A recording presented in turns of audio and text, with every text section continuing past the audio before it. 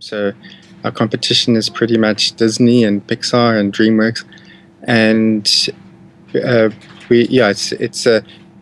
industry's multifaceted. It's there's box office revenue, DVD revenue, VOD, and also a whole lot of ancillary revenues. So our business covers all of those things, from merchandising to story creation.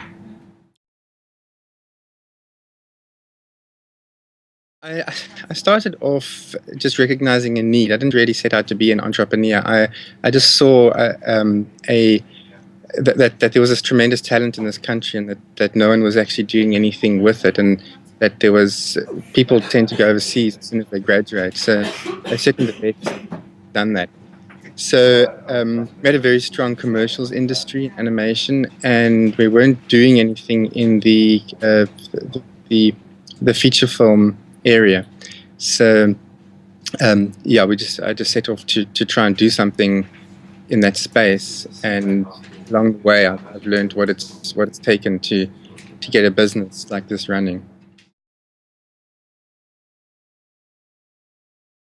I think funding is always a major challenge. If you're doing something that's pioneering, it's very hard to convince anybody. I mean, the film industry is treated with skepticism in South Africa anyway. So we had a brand new model. We said, no, these films will travel. They'll get picked up internationally. There is potential for merchandising and other ancillary licensing opportunities. So we had a more compelling model than we may have had if we just had a South African normal live action film. But it's never been proved before, so we had to really convince the funders that this could be done. And on Zambezi we had about 5 different funders. On Kumba it's been a bit easier, but I think the most difficult thing is getting the fund together in time. You're also running a production company with we've got 100 employees now, so we having the money lined up perfectly every single month to make sure that everybody gets paid is probably the biggest challenge. Yeah, that's what we're constantly trying to do, is raise that kind of money. So I think there's been times when it's looked it's definitely not looked at easy, especially when a lot of legal work has to be done in the time that you are getting those funds. To get those funds, you have to finish the legal work. So that's been most difficult. But we're shifting our model now, and we're going for a big funding round, and we've got some people we're talking to overseas, trying to raise capital to actually not have to do this on every single movie, so we can get a slate funded.